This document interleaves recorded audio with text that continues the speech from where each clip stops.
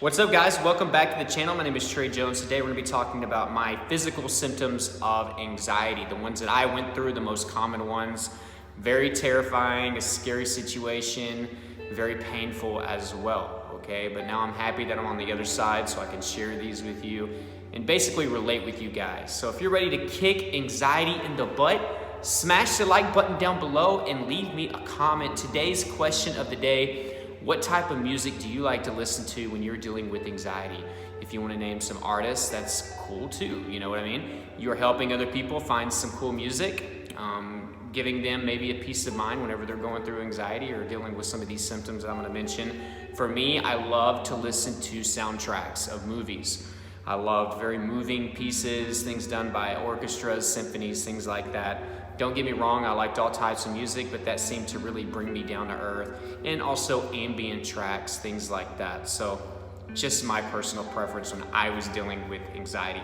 So guys, if you answer that question down below, you have a chance to get a shout out. I'll be picking 2 people. I have 2 shout outs to give today for those of you that actually answered yesterday. Okay, drum roll.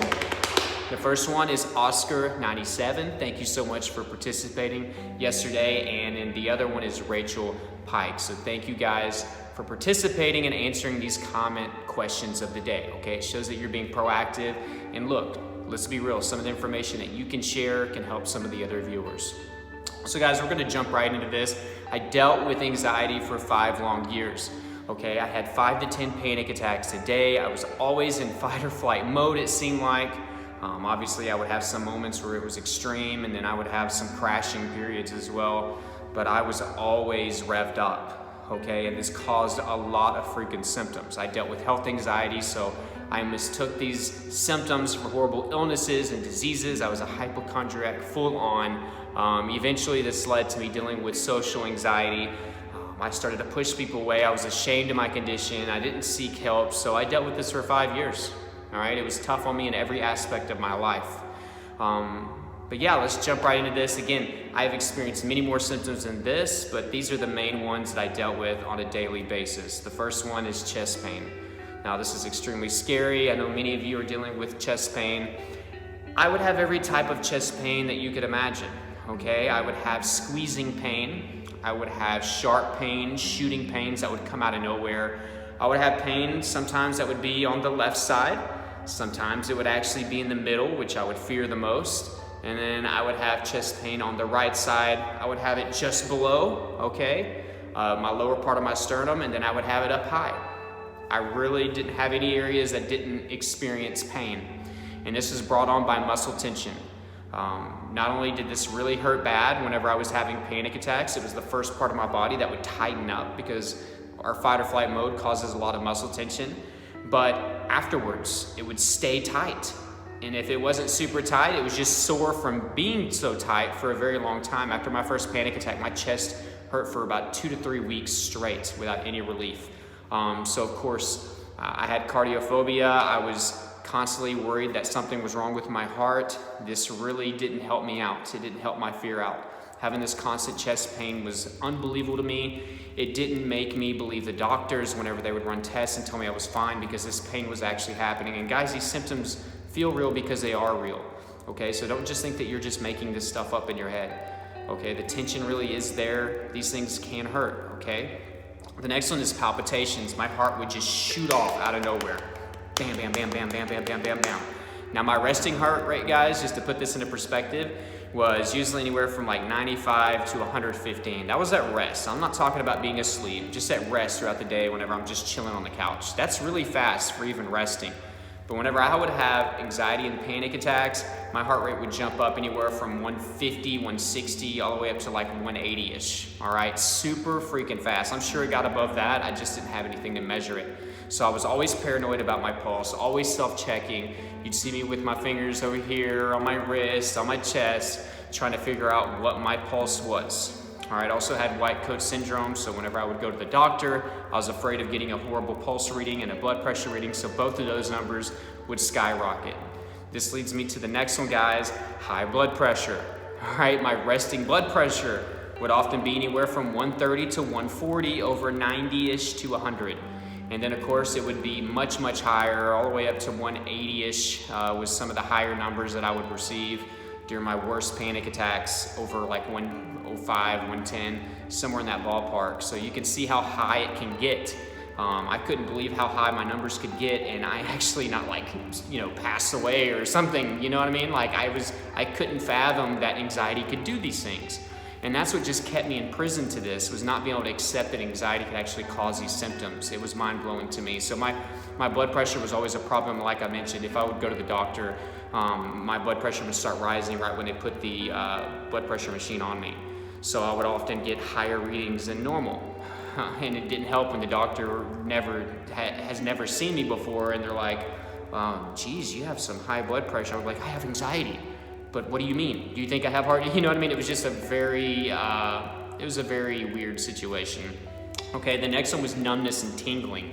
Now this definitely did not help me with my fear of having a heart attack, because I associated my left arm going numb and tingling with having a heart attack. That was one of the symptoms that I initially searched when I had my first panic attack, and it stuck with me, okay? So I would often focus my pain, focus my numbness, focus my tingling on the left side of my body, because that was the side that I feared the most. Yes, I do believe that you could actually focus more pain in certain areas by concentrating on it, okay? And that's what I would do.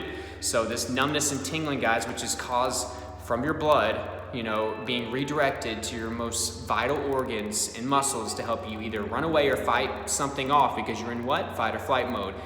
This leaves our extremities, often our fingers, our hands, our arms, our legs, our feet, and even our face with less blood flow. Whenever there's not as much blood there, there's more numbness, there's more tingling, and then the temperatures in those areas can actually drop too. So a lot of you experiencing cold hands and feet and extremities could be dealing with that as well. So this is something that terrified me.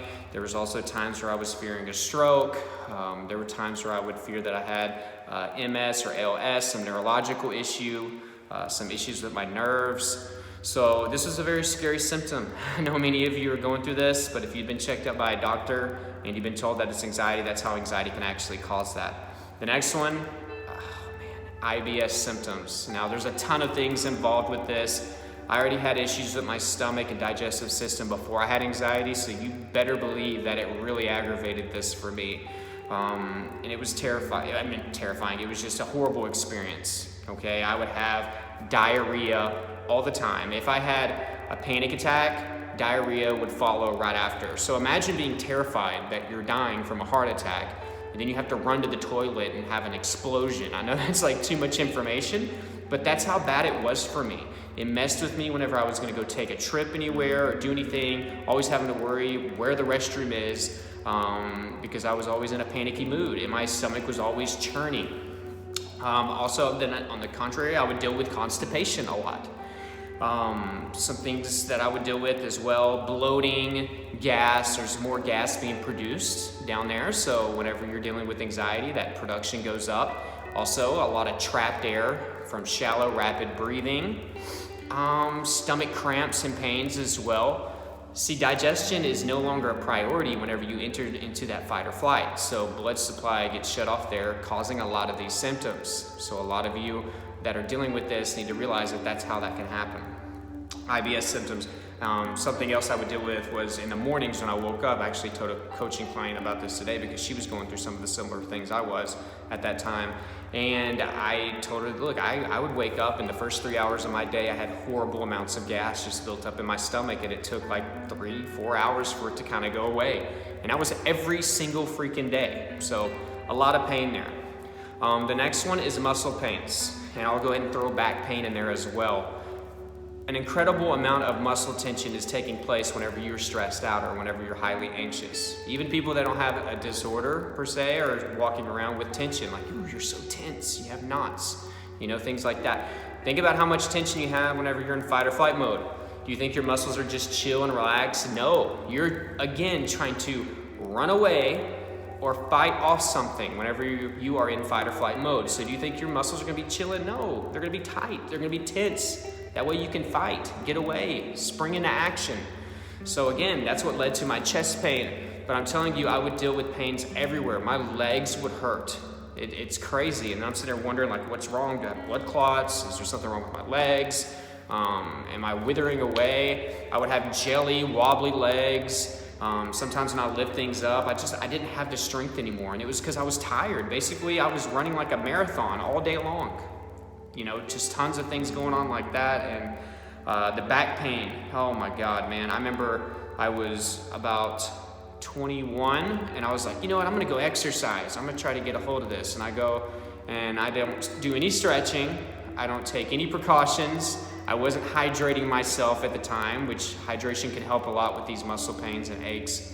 And I went to go jump rope, and 3 jumps in threw out my whole lower back, and I was out of commission for like 3 days after that. So that's the consequences. So do a lot more stretching, a lot more hydration. Yes, magnesium and calcium can help out with some of these muscle cramps, but you need to get a hold of your anxiety in general to make this a lot better. So the muscle pains were terrible. I would feel these burning sensations in my back whenever I would walk around at work or whenever I would sit a certain way. It almost felt like somebody was putting a cigarette out on my back. That's how much of a burning sensation, that I would feel. So the back pain was really bad. Also, I'll add to that, whenever I would wake up in the morning, my back would hurt tremendously. It was like sleeping on a horrible mattress. That's how bad it hurt in the morning, because I would still have a lot of this muscle tension at night whenever I was trying to sleep. The next one is headaches. I know a lot of you have these. I would probably have headaches a few times a week. Now, if you suffer from headaches or migraines or anything like that, and then you have anxiety, of course, it can make it a lot, much, much worse. My mom would deal with migraines. I felt so bad for her. So anxiety wouldn't help her out. Now, the headaches for me, believe it or not, you can still experience muscle tension in your head and in your neck areas, so it can still lead to pressure and headaches. So if you're dealing with that, there's no explanation from your doctor, you've been checked out, then yes, anxiety can lead to that as well. I would have every type of headache. I would have radiating, pounding, tension. A lot of people describe it as like a band being around their head, a tight band. I would deal with that as well, so pressure headaches. And I would have sharp and shooting ones as well. So of course I'm thinking brain aneurysm, I'm thinking of a stroke or something horrible, or a tumor. And many of you that have health anxiety, that's some of your first conclusions as well. The next one is actually a big one. I should have put it higher up on the list, and that's shortness of breath. Again, if you're trying to fight off something or run away, do you think you're going to be taking long, deep breaths? No, you're going to be shallow breathing, rapid breathing, all right? So shortness of breath is very, very common. Also, everything is just tight in general. It's going to make you feel like you just can't get a good enough breath, okay? Your diaphragm is restricted. Your breathing cavity is, that's kind of a gross, breathing cavity. Yeah, it's pretty weird way of saying it, but it's all tight, all right? It's constricted. It's almost like somebody goes up to you and gives you like a really big hug and they won't let go. It's not totally not, making all of your breath go away, but it's making things a little bit difficult. The truth is you can't actually breathe, and you're probably actually in the end taking in more oxygen than you would if you were just sitting there taking slow, deep breaths. The next one, guys, is ear pressure, tinnitus, the ringing in your ears. I went through this for about 1.5 to 2 years, pressure buildup in the tube that goes from your ear down to your throat. Oh my gosh, I thought I had lymphoma. It was about 1.5 to 2 years struggle dealing with that. No explanation, got checked a bunch of times, was refused CAT scans for it, said that there was no real issues aside from a small pressure difference in my right ear. So you can see how we can make these symptoms out to be much worse than they are. We can actually, it's not that they're not real, that they're actually not happening. They are real, but we are extra sensitive. You know what I mean? If you're dealing with health anxiety especially, we are extra sensitive and aware. I did a video on this yesterday. Very, very focused in on our body and in tune with it. So these things feel so much more bigger than what they actually are. And that was kind of one of those things that I feel like until I got over that fear of lymphoma and I moved on and started to trust the doctors and trust myself and stop going back for reassurance all the time, finally my focus went somewhere else, and then the pain gradually went away. Whereas if I had lymphoma, it would never go away, or it would get much, much worse. But I would definitely deal with ear pressure and the ringing in my ears. It was miserable. So it just made me feel like I had a brain tumor. You type in those two things, it's gonna pop up. So that's why you don't Google. Something else I had to start doing was just staying away from Google and stop self-checking. It helped a lot. So guys, if you're going through any of these symptoms, my tips for anxiety are down below. It all starts with accepting anxiety and then not focusing on your symptoms, because it's impossible to recover, guys, if you are focusing on your symptoms or your negative thoughts. All right, these things diminish if you divert your focus to something else. That's how I did it. So guys, I love you all. Keep fighting. Remember to leave me a comment down below. Answer the question of the day. What type of music do you listen to help with your anxiety? You can name some music artists down there as well.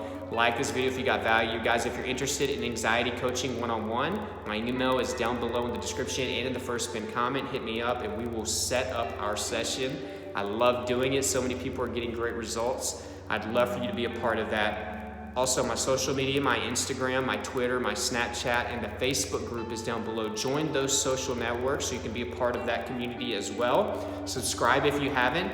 Hit the notification bell so you can get updates. So whenever I put these videos out, you can get updated for them.